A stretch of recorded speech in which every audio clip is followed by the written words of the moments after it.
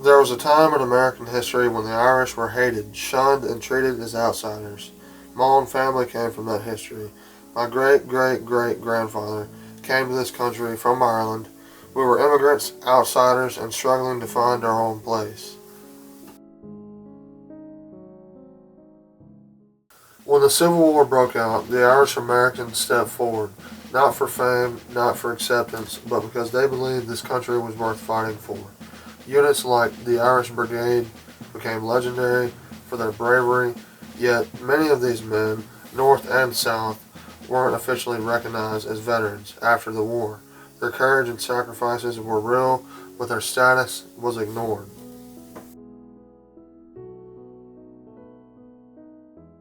Today, I want to honor the Irish who fought, including my own ancestors, and remind everyone that bravery and service deserves respect, no matter where you come from or what side you fought on. Waves of Irish immigrants arrived in the 1800s, facing poverty, discrimination, and stereotypes. Signs like "No Irish Need Apply" were common. My great-great-great-grandfather came to America as a part of that struggle, laying the foundation for future generations. My family's history is intertwined with this story. My mom's side, many relatives served in the military across generations, showing dedication and courage.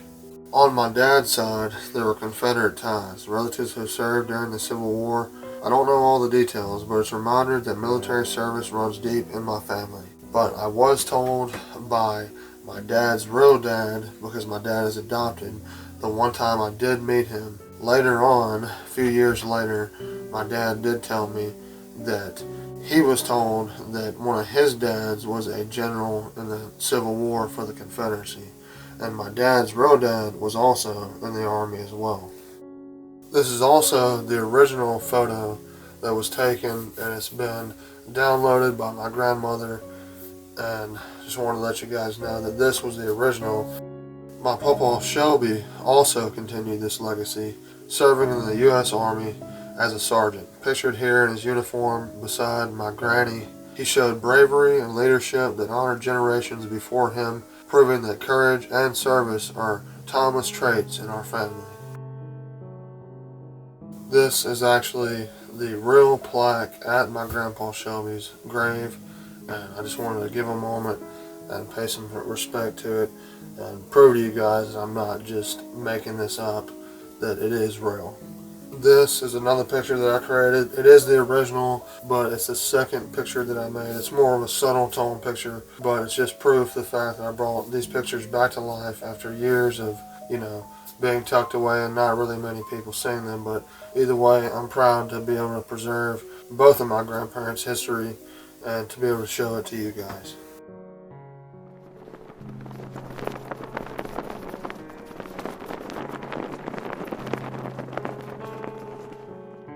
Many Civil War veterans weren't officially recognized after the war, especially Confederate soldiers, but their sacrifices were real, and during battles, trauma, and loss, they were veterans in every sense.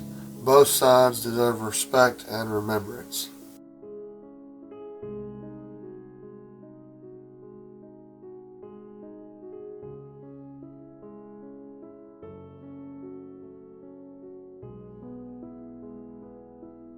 Irish immigrants and other soldiers fought for a country that didn't always respect them. Their bravery paved the way for future generations, including my own family, to belong, to serve, and to be proud of their heritage. History isn't about erasing sides. It's about remembering the people, the Irish who served in the Civil War, my family members, and all veterans earned their recognition through courage and sacrifice. Their legacy lives on in those of us who came after. Early waves of Irish immigrants came seeking work. Many were employed on canals, levees, docks, and plantations. New Orleans served as a major gateway into the Mississippi Valley. Over 1 million Irish fled to Ireland during the famine. While many entered through New York and Boston, New Orleans was also a major point of entry. Thousands of Irish immigrants moved inland from Louisiana after arrival. Irish men in Louisiana were often assigned the most dangerous labor. Canal digging, swamp drainage, and levee construction were common. Slaveholders frequently avoided risking enslaved laborers on deadly jobs, turning instead to immigrant workers. So, my estimated guess is that my fourth generation great-grandfather would have came to America anywhere between 1800 to the 1860s. And that's what I've roughly boiled it down to based off all the information I have gained. And if not that, then obviously possibly in between that time period. I don't know exactly.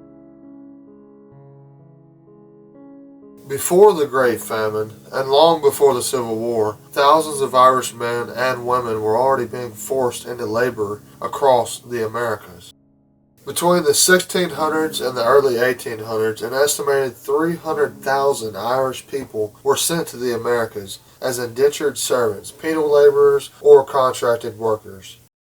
Many signed contracts they couldn't read. Others were transported as punishment. Once here, their lives were controlled by debt, law, and survival. By the mid-1800s, Irish immigrants became a backbone of dangerous labor in the American South, especially in Louisiana. In New Orleans, Irish laborers dug the New Basin Canal by hand, working in stagnant waters filled with disease. They built levees, drained plantations, in extreme heat, often waist-deep in mud with little protection and almost no medical care.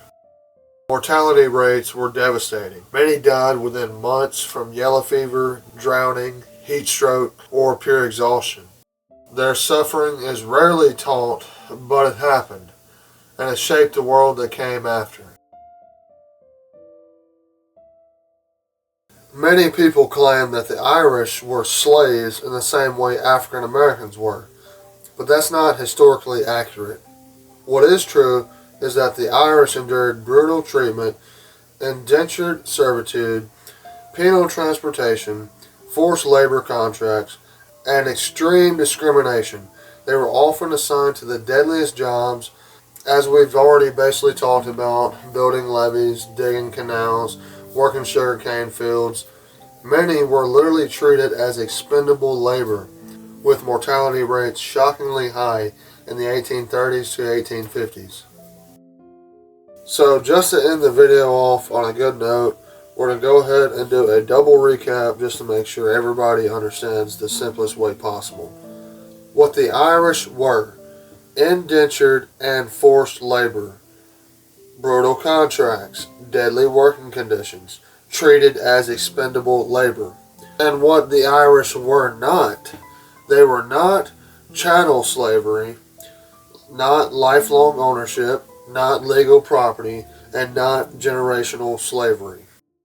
Well, lads, I guess you could say this is one for the books.